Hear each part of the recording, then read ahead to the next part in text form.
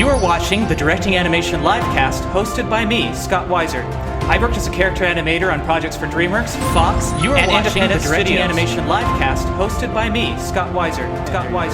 I worked as a character animator on projects for Fox, and Directing Animation Livecast, hosted by your... Once in a while. There it is. Okay. Maybe it just needed to catch up, maybe. It did, absolutely. Okay, well, the rest of my intro is that I'm working on becoming a director, and I've kickstarted my directing part of my career with my short film layers, and then these books here that I've written, illustrated, and pitched at several studios as animated feature films. So, and sorry for the infinite loop. I had the window open in another browser, and it was playing the sound over and over and over again. So that's what happens, apparently. That's what happens when you do your first episode. You got to get through those bugs, right? Exactly. And here we have Tony Bancroft as well. I could not think of a better first guest to have because he wrote the book on directing for animation. How great is that? Tony, if you don't know much about him, which you probably should, he co-directed Mulan, the original Mulan. People keep asking me, is he directing the live action? No, the animated. And he has co-directed other projects such as Animal Crackers, which has not been released yet. And we're going to talk about that later on here in the show. So here we go. All right. So my first question is actually based on my experience reading your book for the first time. When it first came out, I was hopefully one of your first 1,000 buyers at least. And I remember meeting up with you at CTN Animation Expo, and I think you had me sign it for you or something, right? Yeah, well, you had the what do you call it? You had the actual book there before it had been printed. It was kind of a dummy book, and so I was able to look through it and see what it was going to be like. But I bought it after that because it hadn't been released yet. So. Cool. Fantastic book. And I read it for the first time thinking, that's my dream. I want to become a director. I obviously haven't lost sight of that. But reading it as I've been preparing for this show this past month, it has been so different. My perspective has changed. The Eric Goldberg interview was really surprising because I've actually done a lot of hand-drawn animation recently in my freelance. I get more hand-drawn now than CG, which is crazy because I trained in CG. But his interview was a lot more meaningful as well. So the question for you is, now that you've had all this experience of 10 years of more directing and all the stuff you've done, what would you add to the book that you didn't put in before? Is there anything that you'd add? I would probably go, to me, it's not, directing for animation is not about, method as much, or like what medium you use. So I don't know that I would go more into the technology of it. Although it might have been interesting to get a director that has experience having done like virtual reality or something like that. That could have made it more up to date if I was up to date version. Absolutely. I'm pretty happy with the directors that I interviewed for it because back when I did it, I got Tim Miller to do it, and this is before he had directed a lot of video games, cinematics, and things like that. He had his own company, Blur Studios, in Santa Monica. I knew him fairly well, but he had yet to direct a full feature. And now he directed the first Daredevil. Deadpool. Oh, really? Yeah. Wow. He was the director of the Deadpool. And now he's directing his second film. He's got all kinds of opportunities spring up for him. So he's a much bigger name now than when I interviewed him 10 years ago. And that happens, and then there's others that, maybe you haven't really seen much of since my interview with him. But I don't know. I'm really happy with the interviews. I think content-wise, I look at it pretty... I'm not really happy with the editing of the book, so I'm very crucial about those kind of things and critical about I should have edited it better, and there's some typos in it, and there's things like that I would definitely fix. But I think I would probably just go a little deeper in some of my chapters that I wrote about either using more anecdotes or also digging a little deeper into some of the techniques that I've learned more about more recently. So there are things I would definitely update if I could go into it again. And there's some that are just kind of rising to the top of my mind, but I do like the simplicity of the book. I tried to keep it I wanted it to be approachable for first-time directors, Yeah, or I'd even agree with people, that for sure. or even people that were just thinking about directing. Like, what is this?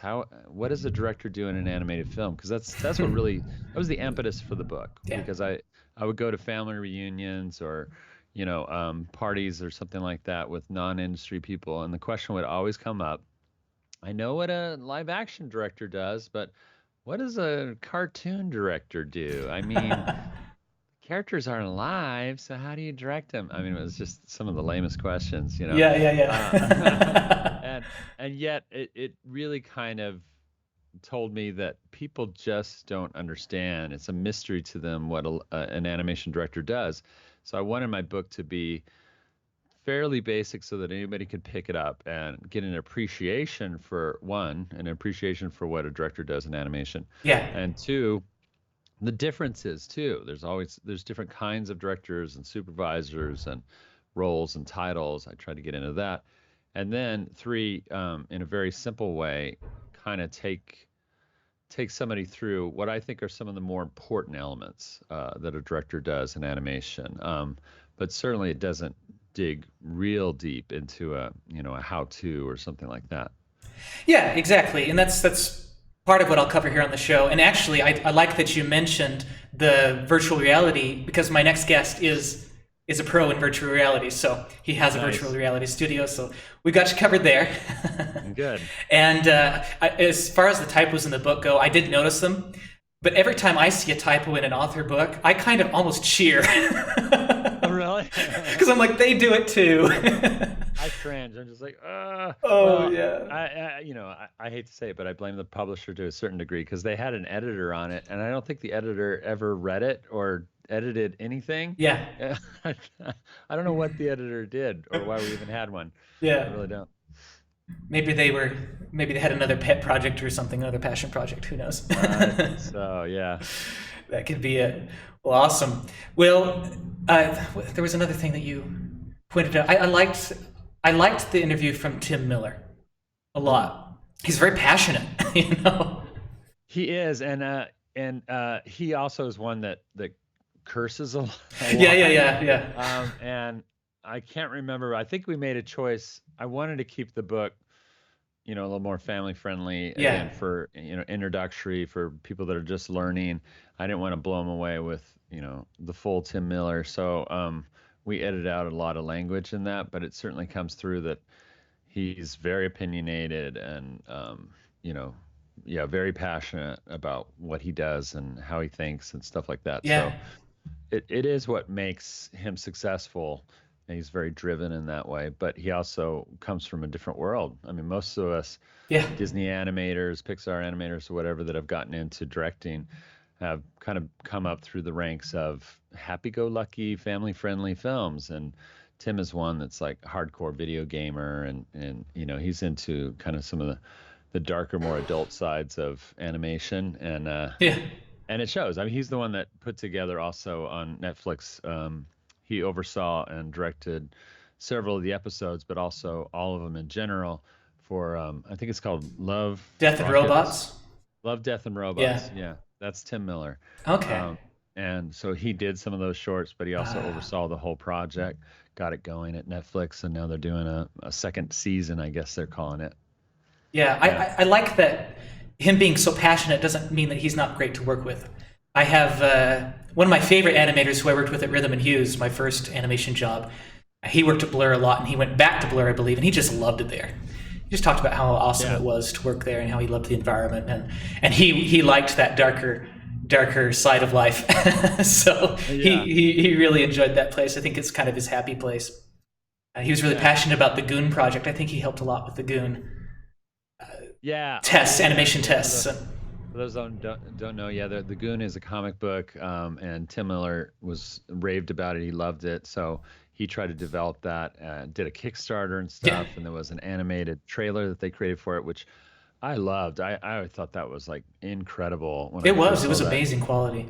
Yeah, and he had David Fincher on board to like produce it, and even with that star power and stuff, and a lot of people involved with it, and the quality looking so good, could never get a studio to buy off on it. Maybe now, if he wants to turn back to it, now that they say success breeds opportunity. So Yeah. he's certainly got opportunities popping up all over now. Well, I hope he does. Hope he does. That'd be awesome. Yeah. So let's move on to Animal Crackers and talk about what kind of experience that was. What was that like directing? Was it a remote production? It was. For those that don't know, I co-directed a movie called Animal Crackers. It actually completed about 2 years ago, so it's something I did. I guess I started on it maybe three and a half, 4 years, probably 4 years ago now. And independent project. I've been independent of Disney since 2000, so I was kind of born and raised in the Disney studios, having worked there for about 12 years on all the classic films, Aladdin, Beauty and the Beast and all that. Co-directed Disney's Mulan. Excuse me. And then I felt really called to pull away from Disney, start my own animation company for about 7 years. Did a lot of faith-based work in that company. And then after that, we had to close the doors after 7 years, unfortunately, because of lack of funding and things like that. It was a real downtime in the economy. It was real difficult. And then I kind of resurrected my career in the way of being an independent director and producer. And Scott Sava came to me. He's a good friend of mine from when I had Tunacious, and we worked together on a commercial or two. Yeah. And he had this little concept for this, pet project of his based on a story that he created and would tell at nighttime to his kids to put them to bed at night. It was literally it's really cool. It was like a nighttime story he told to his boys, and it developed as he told it over probably a couple years. He made it into a graphic novel, and then basically sold it all around town. And it took him 5 years, but he decided, I want to make this animated film myself independently. Not knowing exactly how to do that, he just jumped into those waters.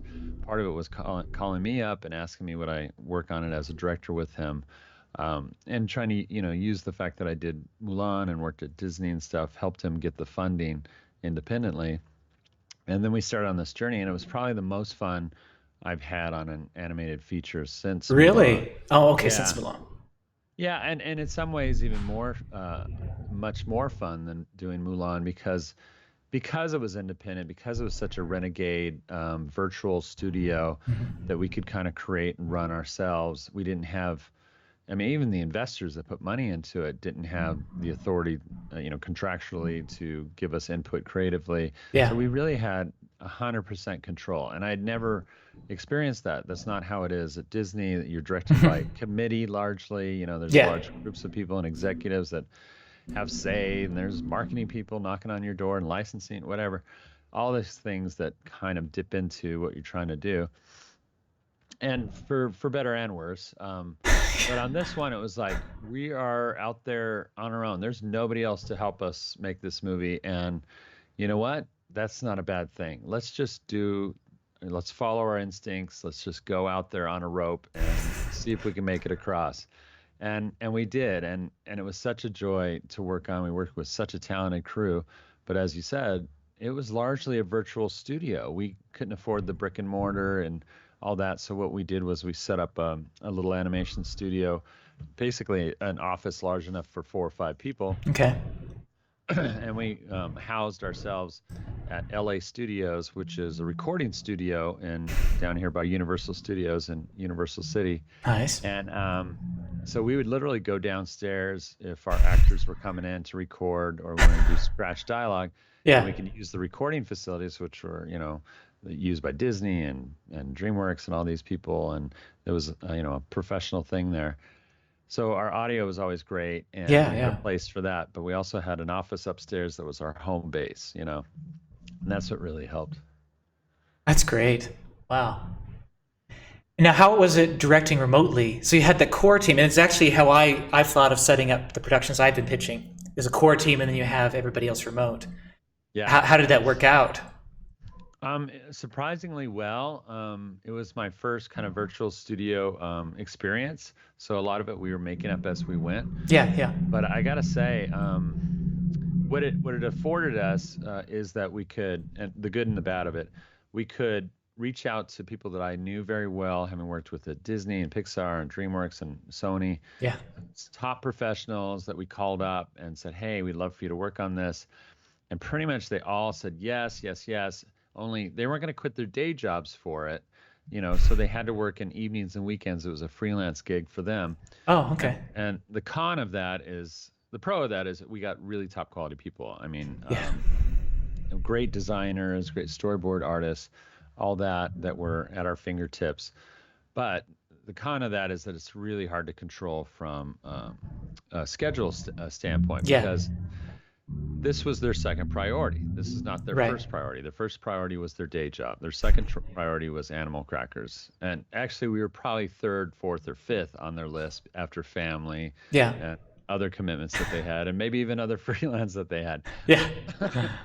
And we realized that as we went, that we had to kind of pad our schedule, because there was always going to be a sequence or two that dropped out, that they, an artist just couldn't get to it, or like, oh, I had a delay, I had to go see the doctor, and this and that, or, oh, we had a family vacation come up, and and so we would always be like, okay, I understand, we're not your first priority, but please get that done. So it was a little difficult to manage, but Yeah. I think the give and take of it was that it was worth doing it that way, because we got such great talent. And we did not have to pay the overhead of having desks and computers and our setup. Software. And... They were all working at home. We just Yeah. had them, and we were close enough to the hub. So all the stuff that we did in LA while we had that office there at LA Studios was the things that we wanted to be face-to-face with artists for and felt was the most necessary, which is like all of our character designs were done in LA by artists there. All of our background designs and production designs, storyboards, creating the animatic. We had an editor that did work in-house out of the 5 people. One of them was an editor. And then we had all of our color keys and stuff like that were done there. But pretty much everything after that, everything that was basically 2D was done there in LA, and then everything that was CG and computer animation, we did it in Valencia, Spain. Yeah. At a wonderful studio out there that rose to the challenge and really created some dynamic work and beautiful work. Yeah, it looks beautiful for sure. Yeah, thank you. Yeah, there's some trailers online. If anybody hasn't seen it, go check out Animal Crackers. And we had an all-star cast of characters and actors that came in and joined us as a part of this little adventure. Yeah.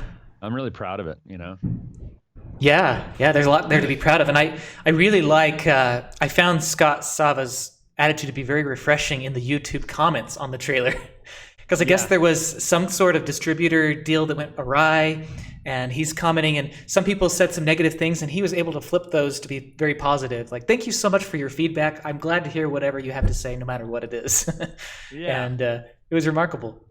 Yeah, I mean, he is, I can't say enough about Scott, too, because he's a real renegade in that he's kind of anti-Hollywood, and but he's a true Renaissance artist in that he wrote the script for it and did a graphic novel about it, so he can draw and write, and he knows color, and he paints and all that kind of stuff. Plus, he's turned out to be a really good producer.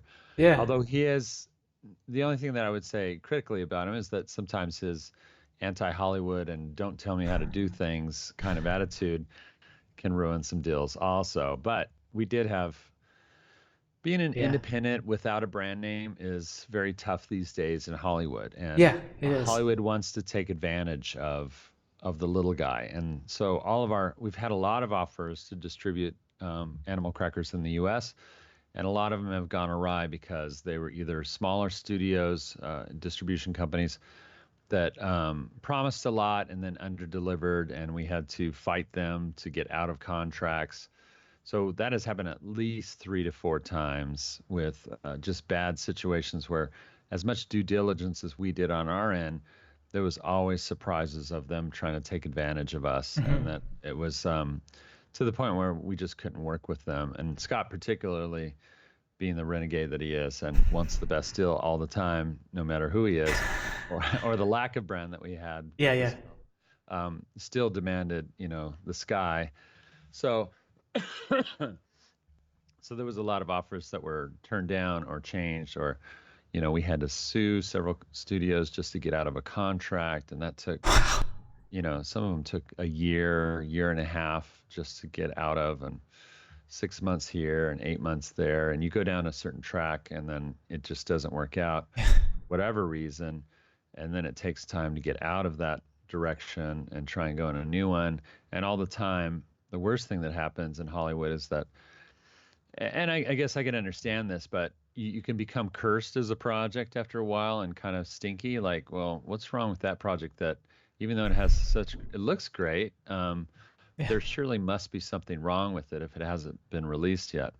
Yeah. And the truth of the matter is that you can kind of get cursed or almost blacklisted by Hollywood in a lot of ways just by it not coming out or people talking about negative about it for no reason, just based on gossip and hearsay. Yeah. And that's definitely been our project also. So the frustrating thing for me is I don't have control over how it gets out. That's certainly all in Scott's domain. And I know he's working hard at it. I just want people to see it. I'm proud of the project. I think creatively, we did everything we set out to do, and more so. Wow. It does not look like a low budget No, feature. it does not. I think it feels like something that could be successful and competitive out there in the marketplace. Yeah. It's certainly not, it's not, there's no comparison to a Pixar film or a Disney film. Well, yeah. For a low budget independent. But I feel like we achieved our goals and then some. And we've created a story that I just feel like people need to see and would want to see. Yeah. If we could just get it out there. And I just don't know. I don't know what the future holds yet for it. I hate to be a negative Nelly on that one. Well, I mean, what else can you say? You know, we did our best. It's going to get that out there hopefully someday, but we just don't know. Yeah. And the last independent actually has been released in Canada, but I'm still waiting for it to come to the US. It was called Henchman at Braun Studios. It was a fun project. They have a deal. Braun has a deal for Willoughby's, the next film, and actually, well, I won't say too much about it because of NDA, but you can look it up online. It looks great, what you can see there, and they have a Netflix deal for that one. So for sure, that one will be seen, and I would have loved to have worked on that one for sure. Well, I think that's the way to do it too. But sometimes younger independent studios need to kind of put a child out into the world and let it flounder and die, and just to get the next one out successfully. Yeah. Getting it out there is the most important thing, though. So, but also, it's also important just to complete something and have something to show to say, we did this, and whether or not this even, is a success or gets out there in a big way, we still did this, we achieved this. And that opens doors for the next one. So, of course, more success for that first thing is only going to bode better for your second thing. Yeah. And right now, Scott is at that point where he has ideas and wants to do other things. We both want to do things together. Mm-hmm. We'd love to, but a lot of people have that wait and see attitude of, especially investors. Well, you didn't even get the first one out yet and seen a profit from that. We're going to wait and see if Animal Crackers comes out in a bigger way, and then maybe we'll invest in the next one, Interesting. Wow. And the interesting thing I like this concept that you pointed out about you put something out there and then it may gain traction, it may flounder and die. I think Braun, it's their fourth project that's been picked up by Netflix. Their fourth animated specifically. They have a lot of live action stuff that's been successful. In fact, I think Birth of a Nation did the biggest deal in Sundance history at the time that I was there. So they've had lots of success, but with the animated stuff, it's kind of been slow, gaining traction, and then it looks like Willoughby's is going to be really big. I hope for them. That's awesome. So that's really cool, yeah. And that's how my personal projects have been as well. The books that I held up at the beginning, you can see behind me. I actually put one out that I don't share anymore. My buddy Chris Oatley, who's a Disney character designer, he just came to me. He's like, "You really got to actually keep putting that one out." So I guess I might. But these two new ones, I'm just kind of waiting to see what people's reactions are. I learn from the audience reactions, and then I make my next thing better. And hopefully one day, it catches on. So, yeah. Great. I hope it does, Scott. Oh, me too. Awesome. Me too. So, when it comes to Well, I guess that's actually a good segue to one of the questions I had. If you were in my position, where there's lots of potential, right? I've directed stuff. I have these ideas that I want to put out there, but I haven't actually directed that feature film. What advice would you give to somebody in my position on how to get that next step? Well, I did this within Disney, became a director within Yeah. the Disney structure, so it's a little different. But one thing that I think we'd have in common is that that you need to put it out there. Put Yeah. it out that you need to be vocal about the fact that you want to and desire to be a director and to be considered a director before people really. You can't expect that people are just going to go up to you and say, "Oh my gosh, Scott, you just look like a director, and we're Yeah. gonna make you a director." No, that hasn't happened. Yeah, yeah, Been waiting. right. I feel like you would be a great director. We're gonna promote you now and give you money. That kind of thing it just doesn't happen. Yeah. So you really need to be doing everything you can, pushing towards that, and talking about yourself and seeing yourself as that director, so that people can really get that in their mind. And that's kind of what I did at Disney. Yeah. I had opportunities to, be more vocal in meetings as an animator and then a supervising animator. Mm-hmm. And the executives, after a couple of years, started to realize, well, Tony's got some ideas. He's got some opinions. Oh, he's good with this. He's good with that. We see that in his animation. And then an opportunity has to come up, right? Yeah. And that's the uncontrollable part. Is Yeah. that I was always, you got to be kind of praying and looking out for those opportunities, because sometimes you just have to go for it Yeah. and be kind of strong and forceful in a moment, or those opportunities can just come to you. It certainly was like that for me on Mulan. I did not seek out directing, and I didn't. I wanted to do it. But it looked like it was going to be like a 5-year plan, to Yeah, it seemed to maybe happen very quickly work for out. you, which is awesome. It did. I mean, it was within 5 years of me starting at Disney. From the Yeah. moment I was like an in-betweener coming 5 years. up to the point that I was directing my first animated feature at Disney, it was 5 years. And that was unheard of. I was probably the youngest director in Disney history at Yeah. that point. I was It's 27 amazing. when they asked me to co-direct Disney's Mulan. Um, and that came about because of opportunity too. The studio was seeing a lot of success at that point and branching out. They had a studio in Paris, France, that was assisting on like Tarzan and some of these movies, Emperor's New Groove later, and they had a studio in Florida that was doing shorts at first, but they wanted to expand it into a full feature studio. Mm-hmm. So they needed a project for that. So they had already like two or three projects overlapped in Burbank. I think they had one. They were about to start something in Paris. They wanted to get Florida going. They just wanted more product, more stuff going on. And so it opened up opportunities that were unexpected, Yeah. to say the least. And so because I had experience in Florida, there was a lot of different reasons as to why they asked me to do it.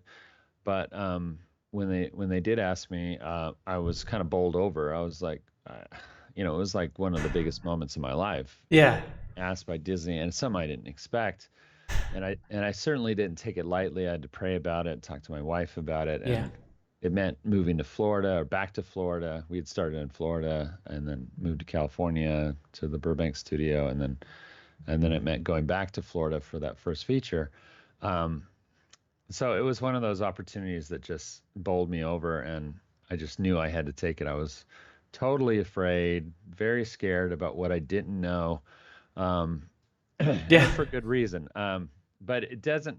This is one thing. I know I'm going off in tangents here. Sorry. No, this is great. This is great. It's reminding me of a lot of things in the book. So Yeah. yeah. Anyway, what I discovered was that there's a lot of things I didn't know, but it was really that actually tended to be the thing that got me through it the Yeah. best. Because you don't know what's coming. It's like walking on train tracks, and you're not quite sure if there's going to be a train coming down there or not. Yeah. Yeah.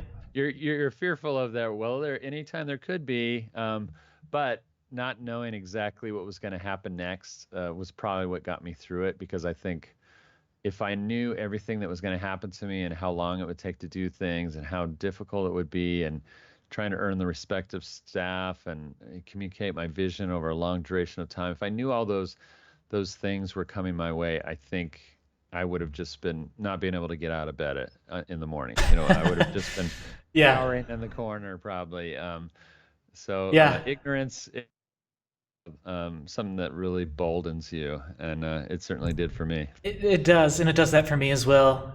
Somewhat, actually. And maybe I'll go back a little bit to your first point. Like, your advice on what to do in my circumstance is actually the best advice I've gotten.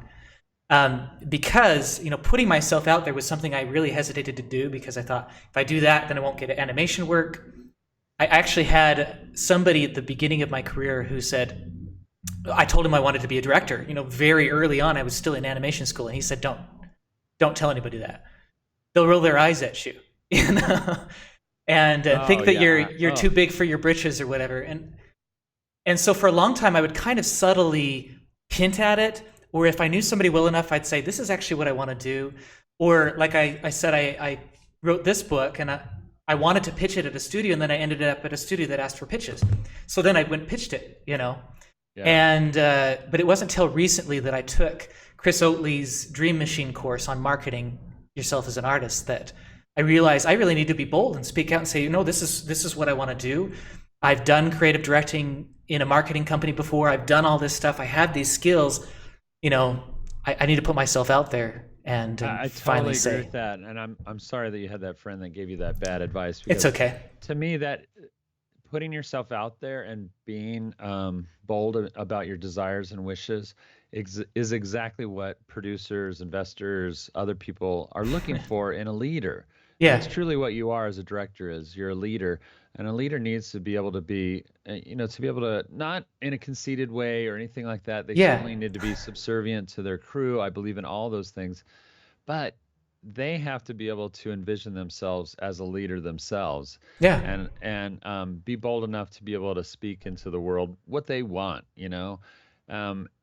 I really feel strongly about that. I think more than any advice that I could give you is that you need to be able to kind of, you will be scared, you will be think that you're not worthy and capable of doing the job, but you need to have that desire embolden you to be able to speak about it as like, this is what I want. You don't have to be,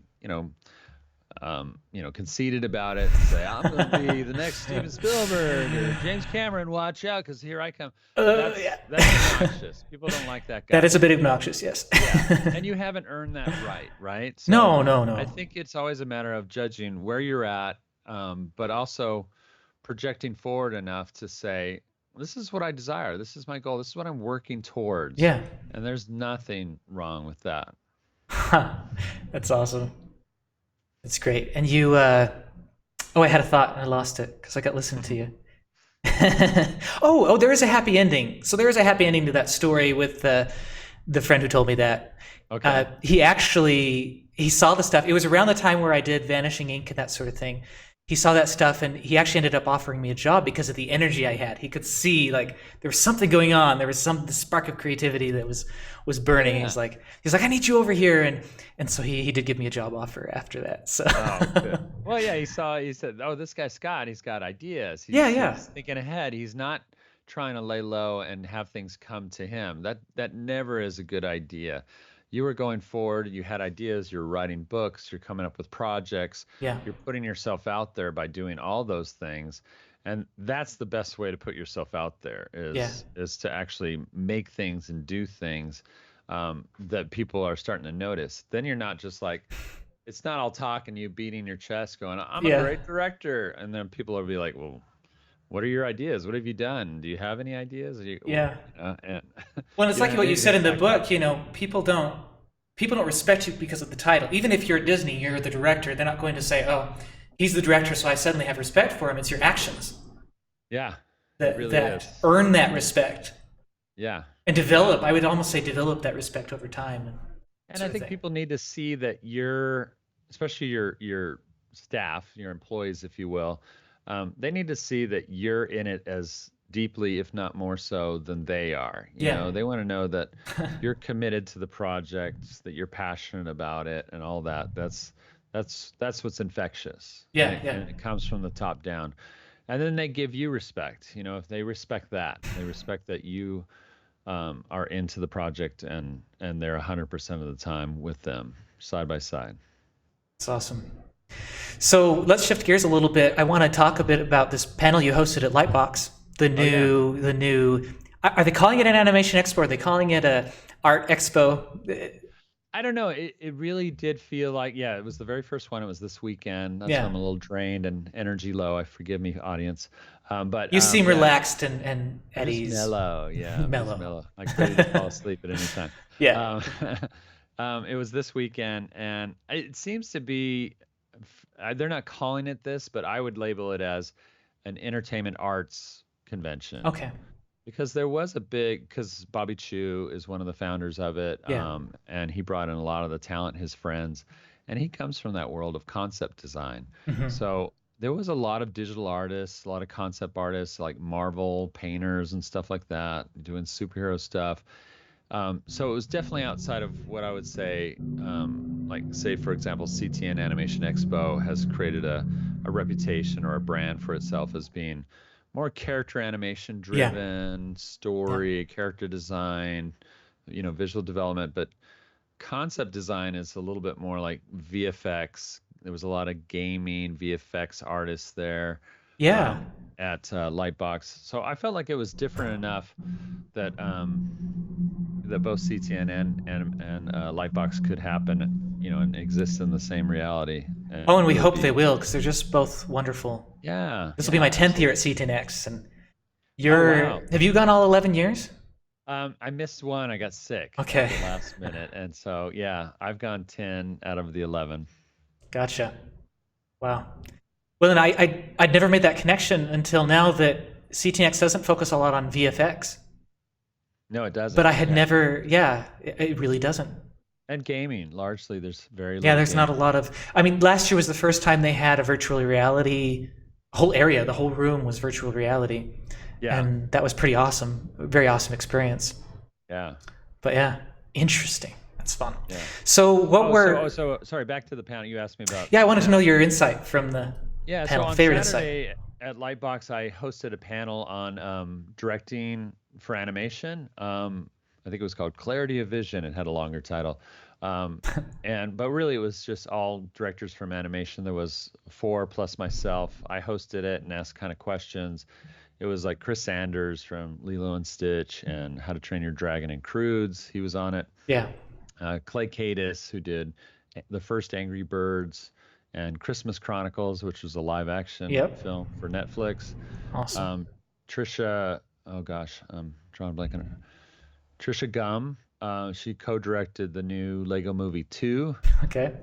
And Rodney Rothman, who was the co-director on Spider-Man Into the Spider-Verse, and also a screenwriter of many films too. Wow. So it was a great group, and a lot of different insights came out. I did ask them questions that were along the lines of discoveries that I had as a first-time director on Mulan, and trying to see if they connected with those things. And it was amazing. Like, one of the things that we talked about and we all had in common is that because we all had done studio-driven animated films, and worked within the corporation of a studio, that you discover as directing in that style of directing, it's not only is it very much by committee, but it's meetings drive the making of the film, and largely it's like when you walk in the morning, there's a co-producer or production manager that has created a schedule for you. This is how it was on Mulan for me. They would literally hand you the schedule, and it's funny, they wanted it to be on my person all day long, so they would make a schedule that was like, on an 8.5 by 11 card. I could slide it in my back pocket. That's funny. I could pull it out anytime. But every meeting was like every 15 minutes, every half hour, every hour, there was a different meeting throughout the day, and I would have to negotiate for, times to go to the restroom or times for lunch. I want to have a free lunch here. Let me just have some downtime just to cower in my office and cry a little bit,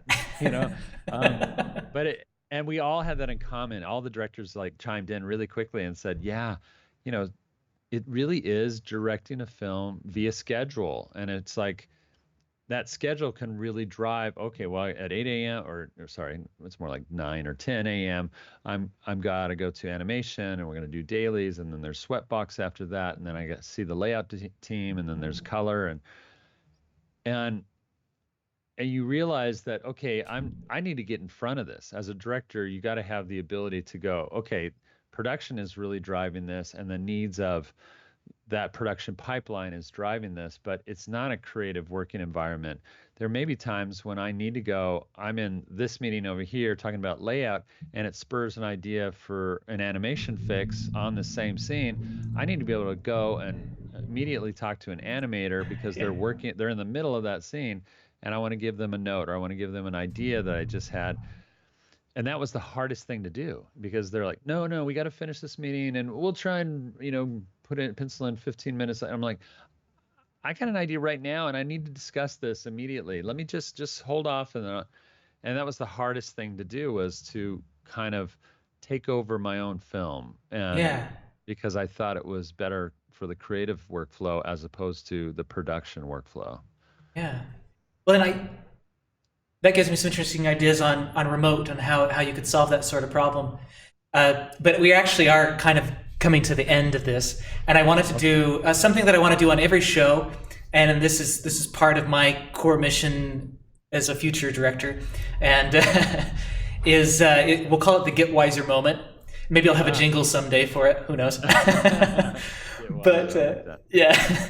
So, what moral responsibility do you think, if you think there is a moral responsibility, that an animator or a director has to the overall world culture? I mean, I'm sorry, was that it? Yeah, that's the question. Okay, that's the question. I mean, I do think we have a certain responsibility. I'm certainly, born and raised in more of a commercial storytelling philosophy, I guess. Yeah. I do make stories that I want to share with an audience, and I want them to react to be enlightened by, be entertained by, certainly. I don't make my films just for myself, like an auteur director Right. might do, or something like, where I really don't care if it ever sees the light of day, but it's like, it has to be my perfect work, straight from me.